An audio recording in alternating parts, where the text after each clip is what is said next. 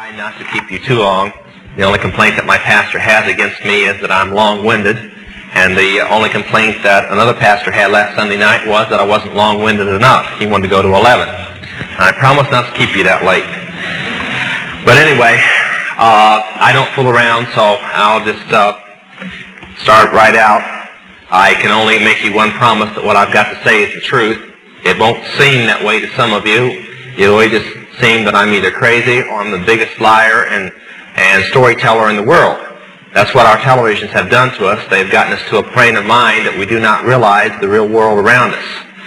When I talk in many youth rallies, many of the Christian schools, I start right out by tearing their television and rock idols down by personal experiences that I've had with them in the occult world. And then from there we try to build them up with real heroes, the number one being Jesus Christ. But I come from a family where I grew up having my own heroes. My number one hero was my great, somewhere way back there, grandfather named Francis Collins. Francis Collins owned the first ship that the Puritans landed in here.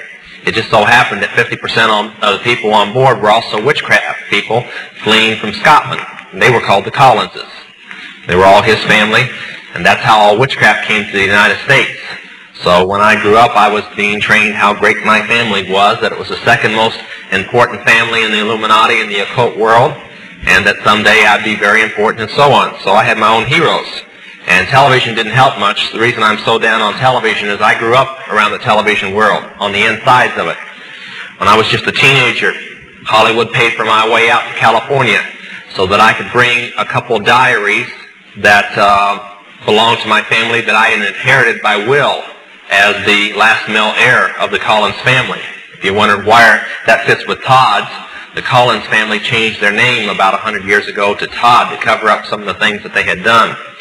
But I'm sure some of you will remember the show Dark Shadows. That was the show that paid for me to come to Hollywood to bring the diaries. Many of the scripts were taken from actual incidences in the diaries. And for instance, Barnabas Collins was based upon a man named Francis Williams Collins, a Revolutionary War hero. When I was growing up in the occult world, we were always taught that we had been somebody else before. It wasn't good enough that we were the person we were now.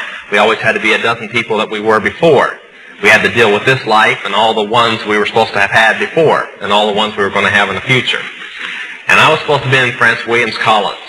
So I said that's who they based Barnabas on, so I wasn't exactly the nicest guy in the world. I grew up this way. When I was 13, I was taken into what is called the outer court to be trained as a priest in witchcraft. That had been like your pastor who just stepped off, or better yet, more like the youth director or something.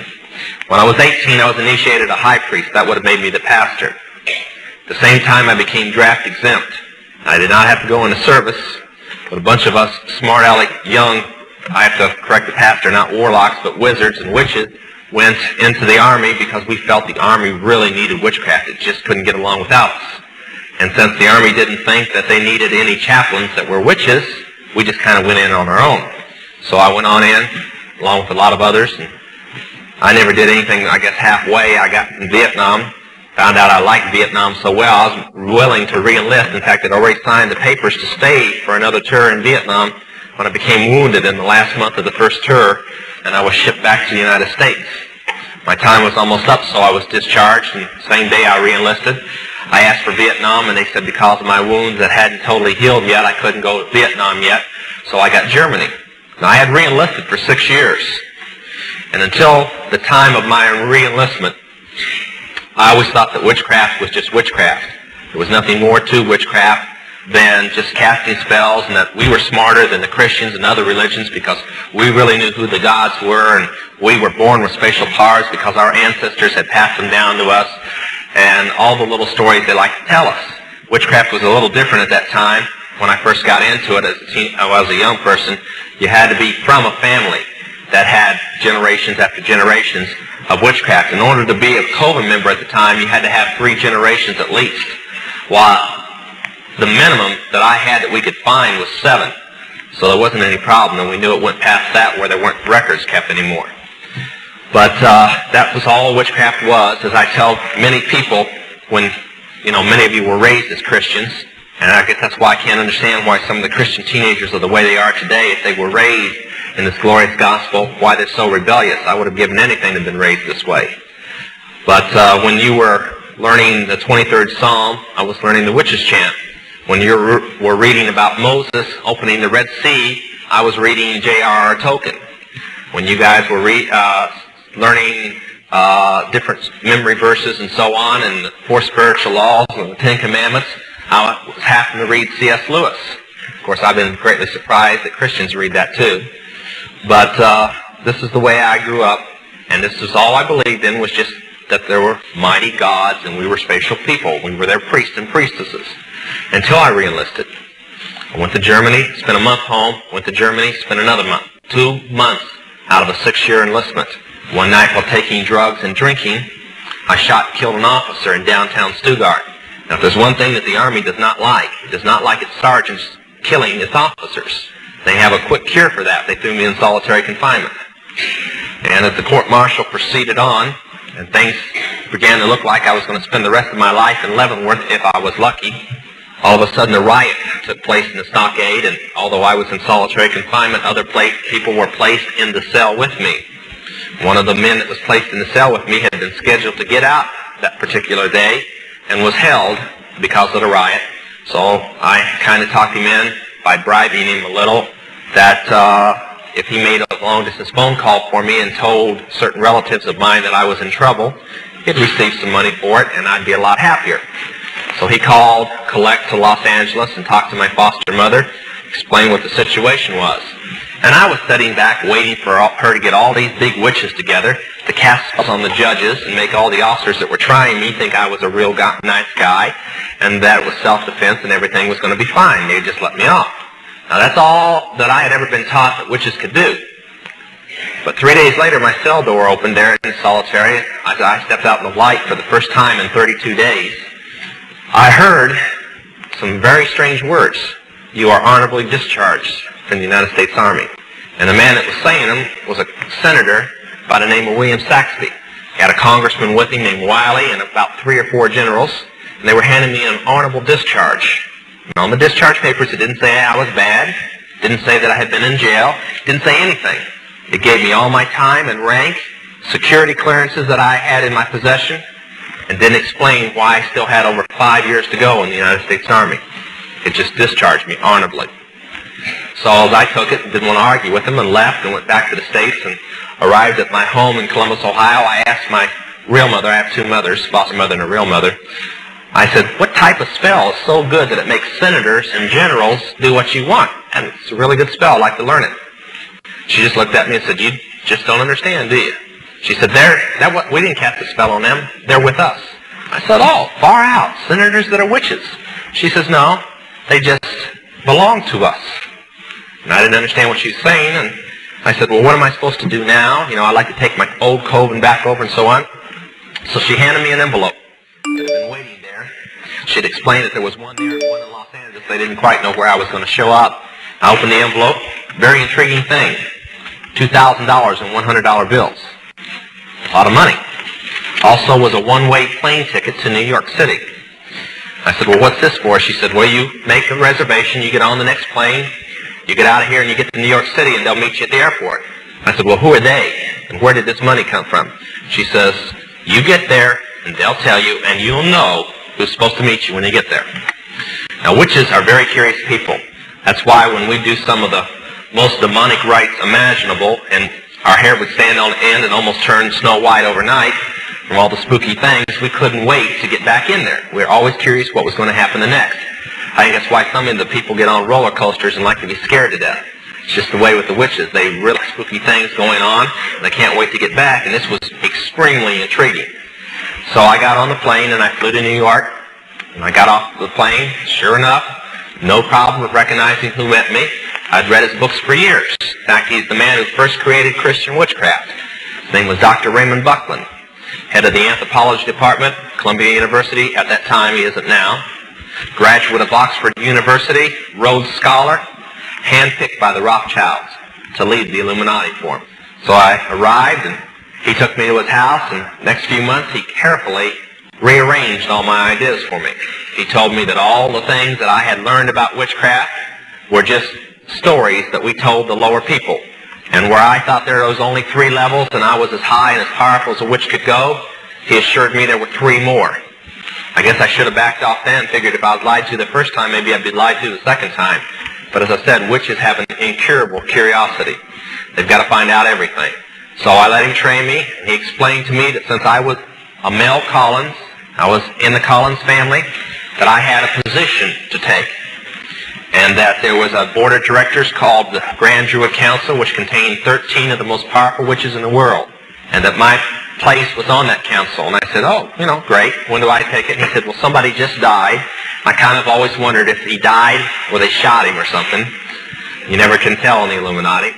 But he sent me to Los Angeles. I studied for 6 more months with my foster mother, holding kind of a temporary rank on this council, and then taking up to Colorado Springs and initiated. And I do believe that when I testified here at the last time, I explained who the person was that handed me the ceremonial knife for that ceremony. Another senator named George McGovern. You might, before the night gets over, start to realize that Washington isn't bad as you thought it was. It's worse. But the ceremony, by the way, was human sacrifice. And the leader of that ceremony that night was George McGovern. That's why when we did the broken cross, we drew his picture into the broken cross as a person practicing human sacrifice. But after the ceremony, I went down to San Antonio and decided that would be the perfect place. And I moved into San Antonio to watch all the drug traffic in the area, and I was given a 13-state area. That totaled out to about 65,000 initiated witches and wizards, priests and priestesses. Now that's just the staff of the church. That's not the congregation. So if there's that many ministers in that area, you can imagine what the population is. In California, whereas most of the Grand Druids have many states like I did, I had 13, California has a Grand Druid all to itself because there's that many witches in California. In fact, it's the most populated area in the world for witchcraft. And the Bay Area just happens to have the most.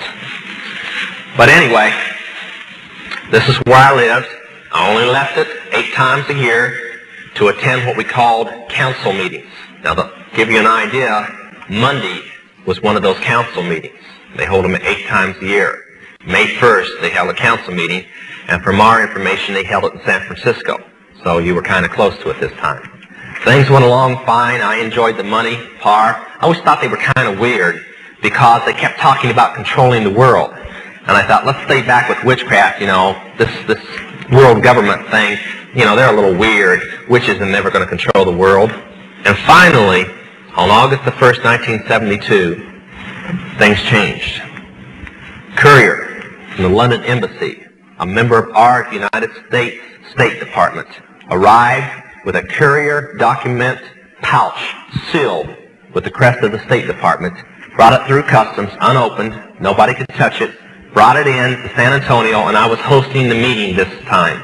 And it was on Latimus, August the 1st. The man came in, laid the pouch down in the temple room up in the casino building, walked out, and left it. He wasn't to know what was in it. The door was locked, security guards were placed on the outside, and Dr. Buckland took up what's called the Atom-8, the witch's ceremonial knife. He slit open the seal, unlocked everything, and took out 6 letters. We'd seen letters like this before, no big deal. They had the crest of the Illuminati, which is on the back of your $1 bill, so you can look at it later. On them, sealed in wax, red wax. The only problem was that the first 4 were standard business. They only contained checks, bribe checks and so on. Usually bribe checks start at about $500,000 to give you kind of an idea and work up into the millions. But then they've got almost all the money in the world. Why should they worry? You spend a $5 bill and you panic. For what a $5 bill feels like to you, $1 million feels like to them. So believe me, they've got the financial strength to do it. The 5th one was totally different. It was very thick, about 30 pages, and it was handwritten. Now, according to the laws of witchcraft, if anything is religious, it must be written in a special ink with a dip pen, and the person who's writing it own handwriting. Nobody, you don't dictate it. It doesn't get typed up. Nobody writes it for you. Now, in the Illuminati, the Rothschilds are not humans. They're not just the richest family in the world. They are gods in human bodies. more or less the counterfeit of what Jesus Christ was when he was on the earth.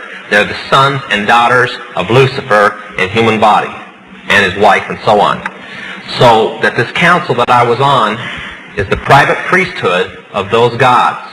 And when those gods talk, the priests listen and the priestesses listen. Then they tell political people.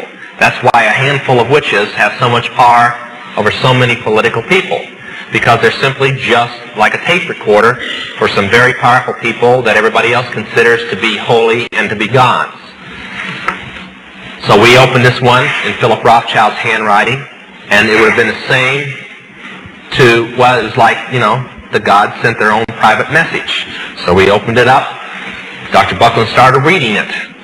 It's a chart. A friend of mine, Dr. Tom Berry, has placed that chart in a 30-page book, and we're proofing it now, and Dr. Stuart Crane is going to publish it, and we hope to have it in Christians' hands in about 3 months. It's a step-by-step plan beginning in 1973, at the first of the year, to the end of 1980, to take over the world by taking over the United States. Now, before you think that that's impossible, I've watched the news over the past 5.5 years, and they're not only on schedule, they're a year ahead of schedule. And when I told people this 5 years ago, they thought I was crazy, like a lot of people think now. When I told them that we were supposedly not going to have any fuel, although we were going to have it, and that the gasoline prices were going to go sky high, I even told them a crazy story that the farmers were going to go on strike and the coal mines were going to close down. Now, I wonder where I could have gotten a crazy idea like that. And I was saying it 5 years ago. Only when I went on the East Coast this time, nobody was laughing because they were getting cut back on electricity and people were only working 20 hours a week because there wasn't any coal. So after reading this, I thought, these people are really crazy. You know, crazier and crazier. But I stopped laughing when I read the 6th letter. It was in Philip Rothschild's handwriting too. Now before I tell you what's in it, I want to say something. The Mormon doctrine and the witchcraft doctrine are almost identical in how the world began. According to the witches, Lucifer chose his son and his daughter, which were married, to come to the world and lead the rest of his little kids down here. Believe it or not, they're supposed to have landed in a flying saucer.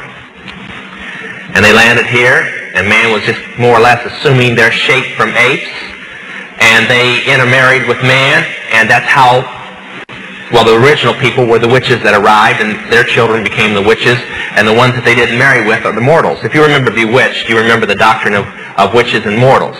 Now, that may seem a little crazy to you, but they firmly believe it.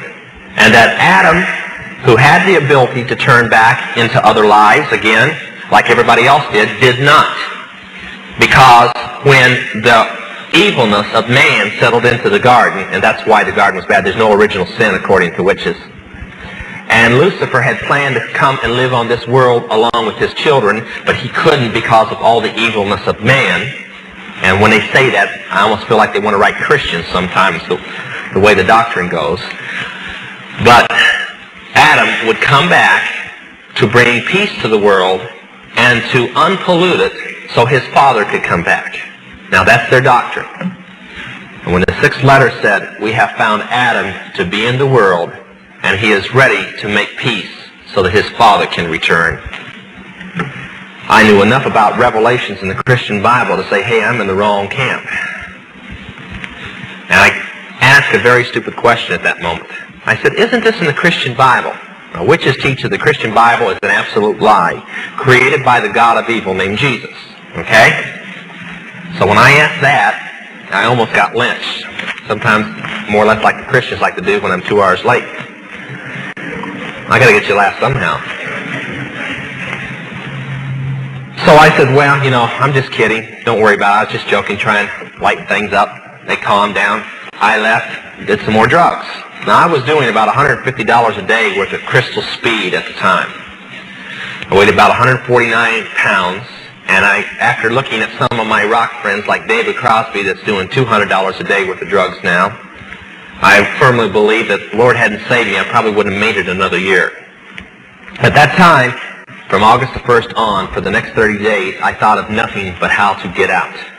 But even though I realized that the Christian Bible was telling the truth, it just never dawned on me because of the spirits inside me that if it was telling the truth in that, then salvation and Calvary were real also. So I went on trying to think of a dozen places I could go hide in this world and marking every one off that they'd find me any place I'd go. And deciding that since,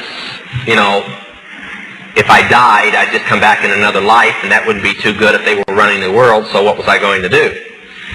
Finally, God, Lord Jesus Christ, I want to say that because I come from a world that Lucifer has been God too. Finally, the Lord Jesus Christ started moving for this, the best way I know how to put it. I don't believe in accidents. I don't believe that my salvation or anybody else's salvation was an accident. I believe in God infinite. I believe that God sets in motion the things to bring you about. You still have the choice. But many of you who don't know Him tonight, the Lord brought you here whether you know it or not. Much of you were probably brought here by praying friends and relatives. A man found his daughter, a pastor by the name of Smith, found his daughter, an initiated witch, shortly thereafter, he told me later, he said, I couldn't believe it. Here I went to Baylor University, I was a minister in the Southern Baptist Church, and Baylor did everything but hit me over the head that there was no devil and no witches and no demons in this day and age. Much like many fundamental Bible colleges I know today. He said, so I had to relearn all over again. Instead of taking man's idea, I took the Word of God. I found that Deuteronomy 18, 18, 19, and 20 gave a list of witchcraft in the occult world. And that Acts 16, 16, 17, 18, and 19 gave the power over witchcraft. What its power was and how to handle its power and the power over it. Which is the taking authority over the devil and the demons that are in witches. That's how they get their power. The stronger the witch, the more demons that they have allowed in. When they take a young person and they train them for witchcraft, they give them what lovingly, I guess, called homework. They give them assignments that they're to do. And the assignments tear down every moral fiber and training that the person has. And just literally, they become a human chalice. They fill up with demons. As they do these things, they break down all the barriers holding the devil back. And when they're done, they have a very programmed, very brainwashed, and very powerful supernatural witch or wizard. So he prayed and he fasted. I heard Jack Howells the other day. I guess I never realized until I heard him how little Christians pray and fast. He's been around a long time and says he's only met a handful of praying and fasting Christians, and I can believe it anymore. But this minister prayed and he fasted. He said, God, let me cross Lance Collins' path. And that was my occult name. He prayed and finally he felt this is the time, and he got up one morning, Saturday morning, a few days before Labor Day in 1972, and he went downtown and he started going through the occult stores. Now, was never in the occult stores there much. In the one building that I lived in, there were 2 occult stores in that building, downtown San Antonio. One day, one of the managers that Saturday morning had an overdose of drugs, was critical and couldn't make it in, and I had to go unlock the place for the sales girl to come in. And I just unlocked, got all the cash fixed up and everything, was getting ready to leave, hadn't been there more than about 5 minutes, and his pastor came in. Now, I knew he was a Baptist the moment he walked through the door. He carried a big black Bible. You have to be in southern Texas to understand. They don't go any place without a big black Thompson or something like that. You carry Schofields up here, they carry Thompsons down there. As one pastor says, I like a rapid-fire Bible. But he came in, and I remember telling Linda, the girl that was with me, oh boy, here comes trouble. He walked up and he said, I'm looking for Lance Collins, and kind of braced myself, and I said, I'm Lance Collins, can I help you? And he said, well, I want to tell you about the love of Jesus. I said, I don't want to hear it. I don't want to hear it. You take your Christian garbage and you go somewhere else. I remember the words very distinct. So he started preaching anyway. They figured he was there. He just dug his heels in and opened up. Well, I gave him about 2 sentences, and the spirits in me took over, and they started cussing. He just kept on preaching. So I started reciting chants, demonic chants, out to block what he was doing. Usually it got Christians scared, and they ran off. He didn't budge. He stopped and he said, well, I see, Ephesians 6:12. I'm not warring against Lance Collins. I'm warring against the demons inside him. So, since they want to talk to me, I order them to be silent in the name of Jesus. And he just started in a very powerful prayer, pleading the blood of Jesus Christ, and finally ending with this. He says, I order, in the name of Jesus, the devil to stop giving you any power of witchcraft, and to stop giving you any of his benefits, and took one look at me and saw that I was on drugs and said, and stop giving you drugs. Now, parents, listen to me. If your kids are on drugs and you've got a problem, stop preaching to them. Just order the demon inside them and the devil to stop supplying them the drugs. You'd be surprised, we've done it, how fast the pushers and dealers they're getting their drugs from get busted all of a sudden. Try it. It works. And when he was done, he says, now I'm going to pray and fast for you, Lance, until you get saved. And I don't know why I said it. I just said, you're crazy. Get out of here. Don't do that. Don't do that. I remember I've told dozens of witches, I'm going to pray and fast till you get saved. Don't do that. One thing a demon does not like is prayer and fasting. He turned around. He walked off. One thing that had intrigued me, I kept trying to convince myself that I had shut up to listen to him because he was so weird. But what it was simply he had taken authority over the demons, and I had shut up, and I had heard the whole thing. I went on upstairs, very shaken and not knowing why, very sick and not knowing why. I'd never felt like this in my life. I'd never come up against a Christian like this. Usually I said, I'm a witch, and they couldn't wait to find the nearest bomb shelter or crawl under the bed or get the straitjacket out. Well, something about my eyes back then, they never questioned when I said I was a witch. They just took off running. So I went upstairs, took out my drugs, my needle, did a fix. No problem. I had sent all the rest of my drugs out that night, big shipments that we had stored around the area, to other states because we had a huge shipment coming in that night.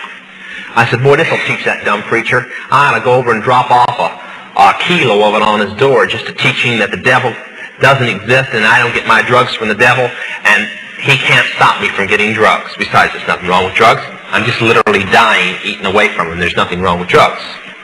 This is how the young people are today. Their friends are overdosing. I've talked with people, 14 and 15. I said, how many friends do you lose every year? Oh, 10, 20. They overdose on angel dust or something, killer weed, different things. But there's nothing wrong with drugs. I had asked one girl why she was so bummed out. She says, well, this is the 5th girlfriend that's ended up in the mental hospital not knowing who she is from taking acid and having a bad trip. And I said, do you take it? She says, sure, but I don't have any bad trips. There's nothing wrong with acid. When I got saved, I didn't have a friend that either wasn't in jail or wasn't dead. It'll do you something to you to walk into your friend's apartment and see them laying on the floor, needles still in their veins, and dead from an overdose, or from strychnine being added to the drug because they wanted them out of the way. I went on upstairs, as I said, I did the drug. Not to worry, more drugs coming in. Except midnight, my phone rang, and I was still speeding. I hardly ever slept, hardly ever ate. Answered the phone, and I said, yeah, what's going on? Private number, I knew it had to be somebody that knew it. And they told me a story that I didn't like too well. We had paid off the Border Patrol. Everything was taken care of, standard run of drugs. Except that night, the ATF had heard that some illegal aliens were coming across the border. They called all the Border Patrol over, from the regular stations, and had put on reserve units. And a guy that was so spaced out, he had sampled a little of pure speed. There was 3 huge cartons about this big, close to $1 million worth of speed, in the back of the car, just sitting on the back seat with the lid off where everybody could see it. He wasn't worried. Drove up to the thing, and the guy wheels out a gun and says, you're under arrest. It's all over in a matter of moments. I'm sure he never even realized what happened. It was all because a preacher took authority over the devil. When I got that call, come flooding back. This guy's weird. Here he is stopping my drugs. And I said, no, that's just an accident. But it never had happened before. So I realized after, calming down about the situation that I was going to be going through withdrawal pretty soon. So I made some local calls. Nobody had anything. Most people around there were on heroin and not speed.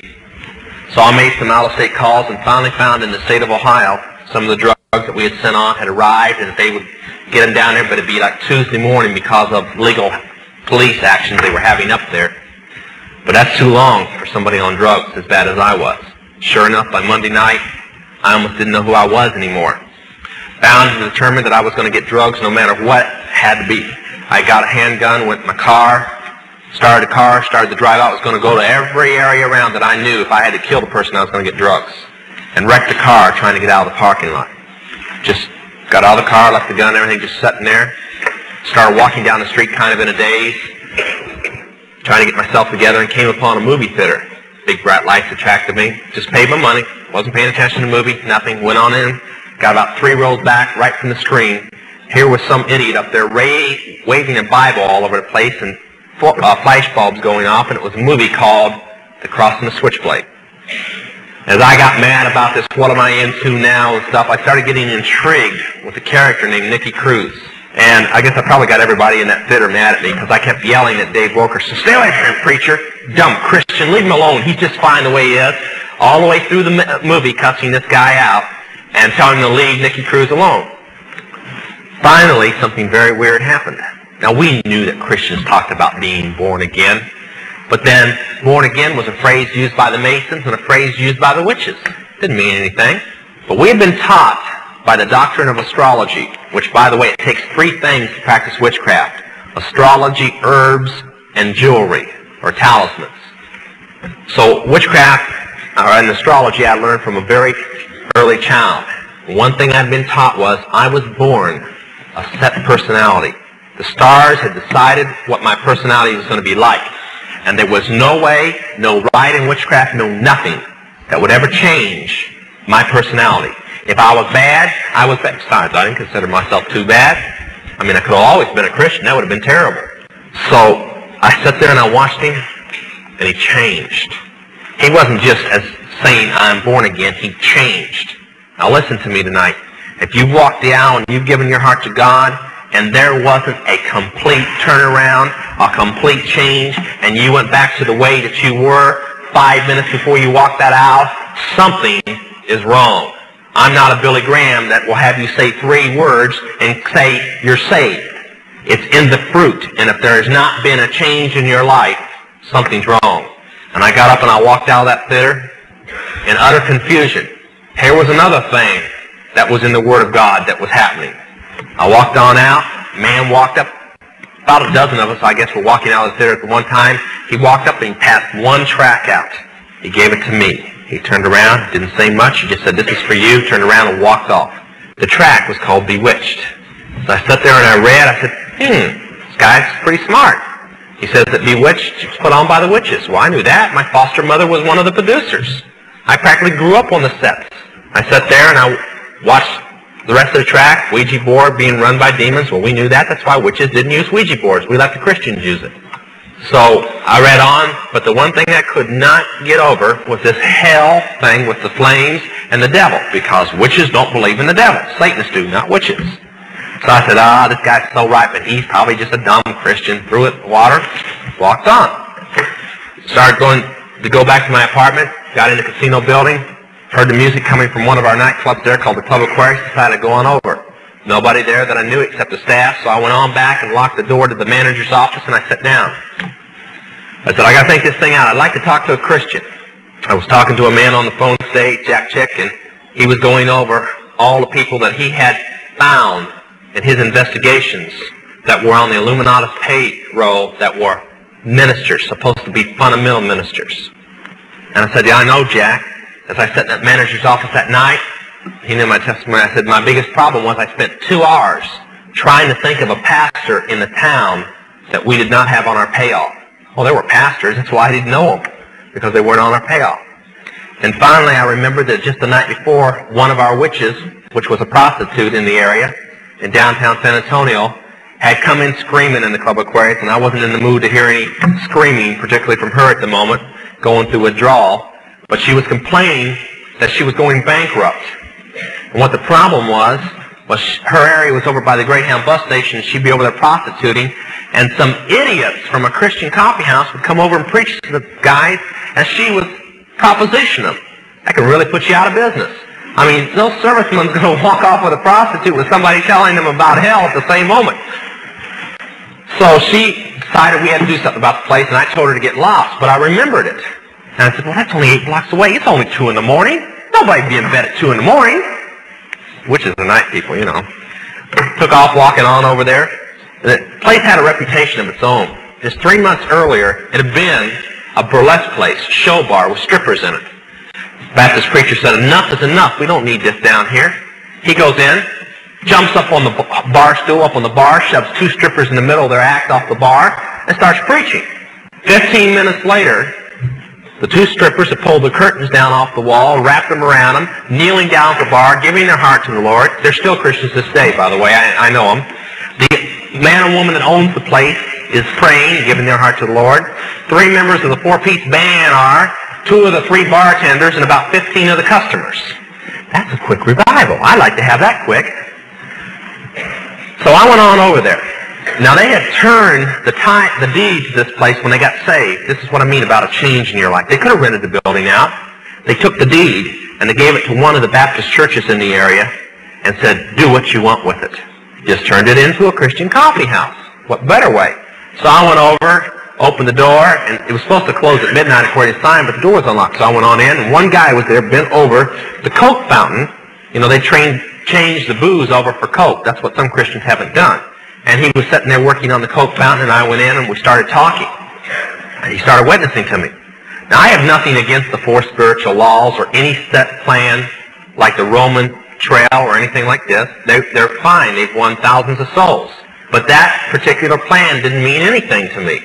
I wasn't even interested in it because for mainly I didn't believe totally the Word of God. And I wanted something that would deal with my immediate problems. And I wasn't hearing anything.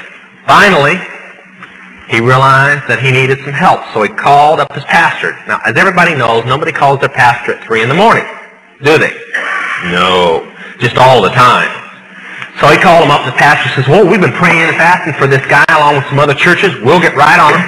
I imagine he probably called up a bunch of people. And he come back and he said, now, Lord, this is out of my hands. The man's name was Claude Elmer. He said, this is out of my hands. I don't know the first thing about witchcraft. I don't know the first thing about the devil's kingdom.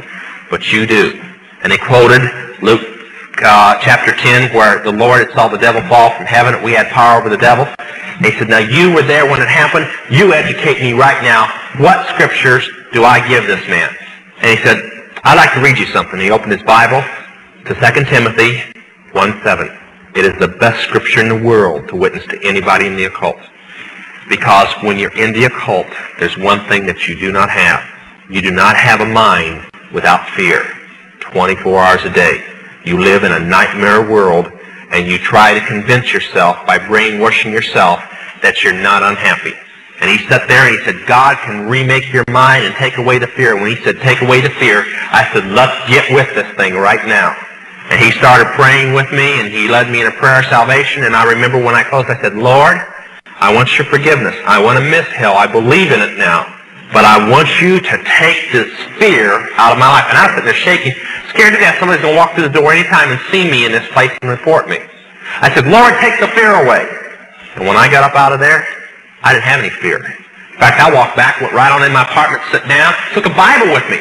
And when I went down the next day, I was reading the Bible walking into the occult store. The fear was so far gone, I almost got myself killed. When God does it, he does it right. And we've been trying to minister to people in the occult for a long time. We've really been spinning our wheels for 5.5 years. We've gotten about 500 people saved. About 50 of them have been killed. When I was here last, we've been in prayer for 2 weeks about a new idea that we felt would work. And that was a retreat for the occult to go to. This Monday, on their New Year's Day, couldn't have been arranged better. We didn't do it on purpose, but it was perfect. While their grand druids were meeting, our rehab center opened. First candidate is already in it. Right now, coming from Maryland, is a girl that's the second most powerful person that had ever left the Illuminati. Philip Rothschild's own girlfriend, teenage girlfriend, left of the occult from the 11th richest family. Found out about the house going to be opened before our plan to release the news through Chick publication tracts and the phone numbers to go with it ever came out. They're not even off the press yet, and the occult world already knows and is calling hotline numbers that aren't even published yet. They somehow found the numbers. Another girl was saved 2 days ago. I don't even know who she is. I'm holding my breath because she knows me. Jack Chick got a call today. So the girl walked into a Christian bookstore and says, I hear John Todd's still alive. The guy said, yes. He's been alive for 5.5 years, and he said, yes, well, if he can be alive for 5.5 years, I can be alive for 5.5 years. I want to become a Christian and get out. Now that is sweeping. That type of news is sweeping. You may not understand what that means, but if you were in East Berlin trying to get to West Berlin and there was a wall of death between you, you'd know what it means. If they tore that Berlin Wall down, you can imagine the East Berliners, how many would be flooding to West Berlin. Well, that wall of fear and death that the Illuminati has so strongly built up has just been shattered. We have done in the last month things on purpose that they have promised the occult world would never happen. Isaac Bonowitz, the Rothschild's own enforcer and one of those 13 top witches, lives in Frisco. He promised that the #1 witchcraft city in the United States, I would never preach in, San Francisco. We preached there 2 Sundays ago. He's got a lot of explaining to do. And the word is getting around. We need your prayers. There's a revival breaking open in the occult world now. They have gotten the word. There's a way out. I'm just going to have to start praying for 3 or 4 more buildings. Because if this carload gets here, we're not going to have much more room. We got a 4-bedroom house. It can fill up pretty quick with a bunch of witches in it. So, by the way, we need your prayers just for that. You've never been in a situation till you have about 15 witches all around you at one time, all with different problems.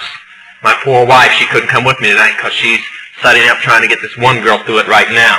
So we do need your prayers. I want to thank the people who did take envelopes and send them. I think something like 500 envelopes were taken that night and we received them. But those 10 helped get that house open. And I want to thank the people who sent them. But I'm asking your prayers. We need your prayers. Now, if the pastor comes up, I want to say a couple words. You may not be in witchcraft. You may not think that this message has anything to do with you, but you're missing the whole point. I was in a world where it was impossible to become a Christian, and Jesus made me one. I was by one of the girls that I used to live with when I was in the occult world. Recently, she was at a very important witchcraft meeting that we happened to find out about, and I pulled into the parking lot for a few minutes to see who was there. And she walked by the car and had a couple Christian brothers with me. She looked in the car and just smiled and kept on walking. Never recognized me. That's the difference between the way I am now and the way I was then. When the Lord changes you, He totally changes you. Now, we give our testimony for several reasons, to show that no matter what, whether you were raised a Christian and you know all your life, or you were raised in the worst frame of life, it's still the same miracle. God still saves you just the same. Sometimes I think it's harder to get the PKs and the Christian kids saved than it is the witches.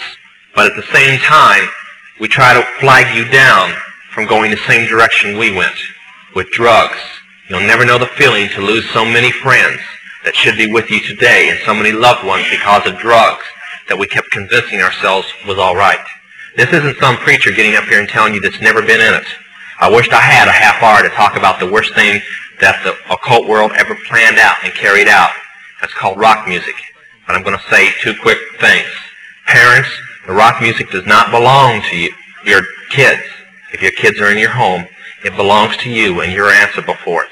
And if you want to believe they're garbage, that it's all right, and you want to forget things like Kiss saying that their real name is Kings in Satanic Service, and that rock music is actually satanic spells being cast and being planned by the Satanist church, and that's a direct quote, then you go right on ahead. Right now, one of the Manson family girls is in trial, and she said the #1 thing that the occult world used to brainwash them was Beatle music and rock music. If you want to leave it in your home, I won't go into details why you can't, but if you want to leave it in your home and all the demons that it attracts, fine. If you want your kids to buffalo you, that it's all right. I recommend you go home today, get a cardboard box, and break the records and burn those covers and get it out of your home. And you'd be surprised at how fast your kids come around after they finish throwing their 2-year-old tantrum. But I wish that I had the time more on rock music, but believe me, it is the work carefully planned out in the occult world. We spent $8 million to produce Jesus rock music and pay the man who started it, named Chuck Smith, just because Christians were destroying rock music and we were afraid that it would be banned from the Christian church. So we carefully put it in the form of Christian rock music. So if they would spend $8 million to keep rock music in your hands, then the hardcore rock must be even worse. And it is. I'm going to... Okay, Pastor. I don't mind. I drove all day so I could say these things. I I was the manager of Zodiac Productions, which Zodiac Productions' name's been changed since then. I'm not even sure what they call it now, but it's the largest music conglomerate in the world. It owns RCA Records, Columbia Records, Motown Records, owns almost all the concert booking agencies in the United States. And that's not even the name of the company that owns it. The name of the company that owns it is Brenner Enterprises, and Brenner Enterprises is owned by Chase Manhattan. Chase Manhattan's owned by Standard Oil, and Standard Oil is owned by the Lords of London. You can track it on back. You kind of get the idea after a while. But I was the managing president of Zodiac Productions. It's one of my jobs as being one of these 13 people. Thus, I got to know many of the people who produce music and sing the music and play the music that you play.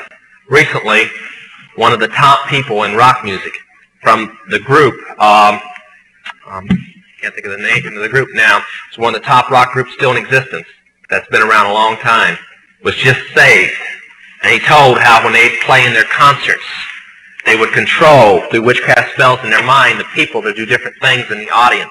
And that they'd work the audience up not with the music, but with their mind and their music combination. Now, one of the closest friends that I got during that time that I obtained was a man named David Crosby. Crosby's still Nash and Young. I saw David the day before Christmas last year, talked with him. I got him away from this witch that he had with him. He told her to go shopping. We were in West Hollywood, and I was witnessing around to people I knew. We went off in this store and we started talking. I said, David, I'd like to ask you a couple questions. I said, I already know the answers, but I've been gone for 5 years. I'd like to know if certain things are still the way they were when I left. I said, now I'll have to explain some of this when I'm done, because you're not going to understand it all unless you know something about music. I said, do they still take the master to the temple room? Dave said, yeah. I said, do they still have the coven conjure demons into the master? He said, of course. I said, now, I got to know something. What's the main reason for rock music? He said, come on, Lance, you know what the reason is. I said, please, David, I don't want to guess. Tell me what the main reason is. He says, the same as when you were in, so that we can play spells on people that we couldn't cast spells upon. I'll explain what that means in a minute. I said, okay, one last thing. I've been hearing that you must be an initiated witch now to get a record contract. He said, that's right. He says, many of us that weren't total witches have to be witches now in order to produce music. I said, thank you. The master is a tape about as big as the top of this podium that looks like an overgrown 8-track that the album is cut on and is placed in a machine that produces and presses the records and the 8-tracks and cassettes that you buy. After it's been recorded, it's taken in. This is why a master's cut months in advance before it's released. On the full moon, it's taken in to a temple room about the size of this auditorium that is in every one of the major music companies, behind locked doors up in the executive offices. And it's placed on an altar, setting in the north of the room, and a pentagram engraved in the floor. And 13 hand-chosen witches and wizards and a coven come in and conjure a principality or a power up, usually Regia or something like that, and order him to tell the demons under him to follow every record and every tape coming off of that master. As I tell many Christian parents, you can go home and count your kids' records, probably yours too, and count how many demons at least are there. If that's too hard for you to believe, I'm sorry. That's why they do it. Now listen to me. This is why rock music's addicting. Have you ever seen kids that got rid of their music? They go around like this. They can't wait to find a rock station somewhere, and they sneak off just like getting a cigarette or a fix, because it's addicting. That's why they can't give it up. The rest of the conversation was this. You can't cast a spell on a Christian, but you can get a Christian to cast a spell on themselves. If you give the permission for the spell to work, being a Christian won't block it. And rock music is not just a song. It is supernatural music that witches carefully designed by their spirit guides or familiar spirits in the form of spells. Now, although the devil's music's power is the music and God's music is the words, much of the songs are written in what we call witch language. To give you kind of an idea, many of you talk on a CB, unless you know what a smoky is, and a 10-4, and a front door and back door and rocking chair and these type of things, you don't know what you're talking about. Same with witches. When you're in the first and second level, you have to learn over 2,000 words that said by anybody else mean something totally different than when you say them. Elton John has said he's never written a song or sung a song that wasn't in witch language. And I want to show you something. See how many kids in here will be honest and adults. How many remember and have heard at least several times a song called Hotel California? Somebody tell me what it meant. Quickly, somebody tell me what it meant. Huh? That's pretty close. But from the words, what did it mean? Well, that's more of a guess. See, most people can't tell you. That's why when people do drugs and they listen to songs in which language, they get some of the meaning. But most of the time, they can't tell you. Stop and think how many songs are out there that you really liked, and you don't have any idea what the person was talking about. Beyond the Yellow Brick Road? How about The Destroyer by Kiss? Can anybody tell me what it's about? Kiss said in it, kids, kill your parents. They're talking about Helter Skelter. Beatles sung Helter Skelter in which language? Nobody knew what it meant. Manson did because he belonged to the process. Helter Skelter is a several thousand-year-old word. And they're believing that it's going to happen in a year from now, from this very date. Most of the music is either about Helter Skelter or a place called the Night Winds, which is what Hotel California is about, and different doctrines of witchcraft.